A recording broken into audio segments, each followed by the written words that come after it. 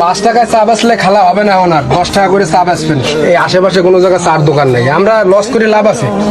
এখন তো 10 টাকা করে কাপ বেচবেন, আর 5 টাকা রুটি 10 টাকা বেচবেন। মানুষ বড় লোক হয়ে যেতেছে চা বেচছে, আর আমরা গরিব হয়ে যেতেছি চা বেচতে বেচতে। ভাই এটা চা দিয়ে দিন। ও ভাই, চার কাপ কিন্তু এখন 10 টাকা। বানামু চা? কি কইলেন ভাই? হ্যাঁ, 10 টাকা কাপ। ও ভাই, 5 টাকার জিনিস 10 টাকা, কথা ঠিক আছে। আশেপাশে কোনো জায়গায় দোকান আছে? না নাই। আমাকে চিনি চাপাতি এগুলো আনতে মেলা দূর যাওয়া লাগে, বুঝছেন? কোন ভাই সব জায়গা 5 টাকা করে, আপনার দোকানে 10 টাকা ভাই, এগুলো কি ভাই, কি শুরু করছেন? এখন 10 টাকা যদি কাপ আপনি চা খান, তাহলে আপনি বানামু, নাইলে আমি চা বানামু না। কি হল এই কন ভাই আপনার দোকানে আসি বলে কি আপনি কি এরকম করবেন ভাই? এরকম দুর্নীতি করবেন ভাই? আপনার 5 টাকা চা 10 টাকা বেচবেন, এটা কিন্তু কিছু না ভাই। আর একটা রুটি দেন ভাই। রুটি এটা 10 টাকা, 5 টাকা রুটি এখন 10 টাকা।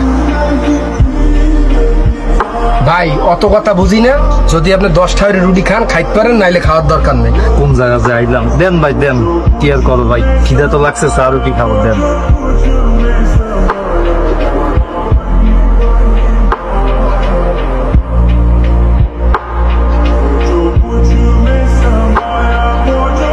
ভাই কড়া করে 1 কাপ চা দাও তো। ও ভাই, চা খাইবেন? ভাই 4 কাপ কিন্তু এখন ব্যস্ত আছি 10 টাকা করে। ভাই কি বলেন ভাই, সব জায়গায় চা 5 টাকা, আপনি 10 টাকা, এটা কোনো কথা? আপনি কি দেশটাতে মগরমূলক পাইছেন? ওরে ভাই, আপনারা কেন কেন কথা বাড়ান? আপনারা 5 টাকার জিনিস 20 টাকা দিয়ে কিনে খাইতে পারেন, আর এই জায়গায় আইয়া 5 টাকার জিনিস 10 টাকা চাইলেই আপনাকে। ভাই একটা জিনিস বুঝি না, আপনারা 10 টাকার জিনিস 50 টাকা দিয়ে কিনে খাইতে পারেন, আর আমরা গরিব মানুষ 5 টাকার জিনিস 10 টাকা বেচলেই আপনাকে মনে হয় আকাশ ভেঙে মাথায় পড়ছে। ভাই অত কিছু বুঝি না, চা চাপাতির দাম বেশি সবকিছুর। 10 টাকা কাপ যদি খান খান, নাইলে ভাই চা বানাবো না।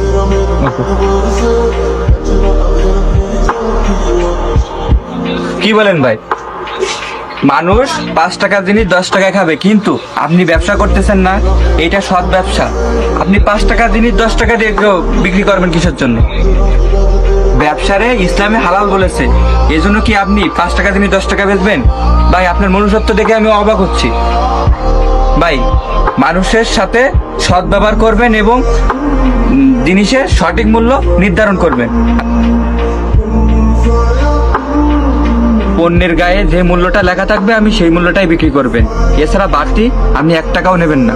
ভাই শোনেন, এই যে চা পাতি চিনি এইগুলো আনতে আমার বহুদূর যাওয়া লাগে, আর এই যে দোকান দেখতেছেন, এই দোকানটা কিন্তু আমার নিজের না, এখানে কিন্তু ভাড়াও দিয়ে থাকা লাগে আমার।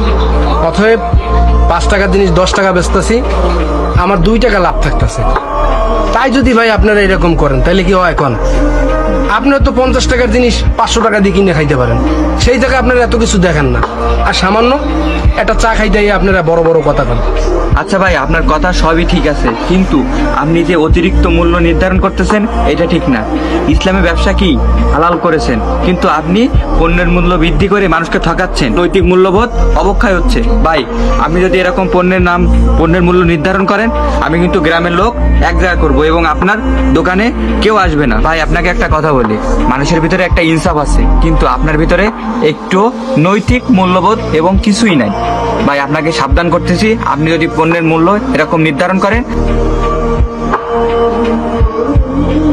আমি সবাই একসাথে মিলে আপনাকে প্রতিহত করার চেষ্টা করব। আপনি ওয়েট করেন। না ভাই তো ঠিক কথাই বলছে, এরকম যদি চলতে থাকে তাহলে এই দোকানে আমরা আর আসবো না। ভাই আমি আপনার সাথে একমত ভাই, চলেন চলেন, এই দোকানে আসবো না।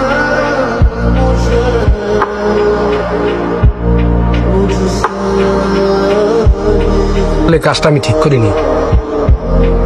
এইভাবে চার মূল্য, প্রত্যেকটা জিনিসের মূল্য বাড়াইয়া নিজের বিপদ নিজেই ডেকে আনলাম। এখন যদি গ্রামের লোকগুলো আইয়া মোর দোকানে হামলা করে, তাহলে আমার কি অবস্থা হইবে? মোর তো পেটে লাথি পরিয়ে দিবে। না, এখন থেকে দাম কমাই দেওয়া লাগবে, বড় ভুল করিয়া লাইছি।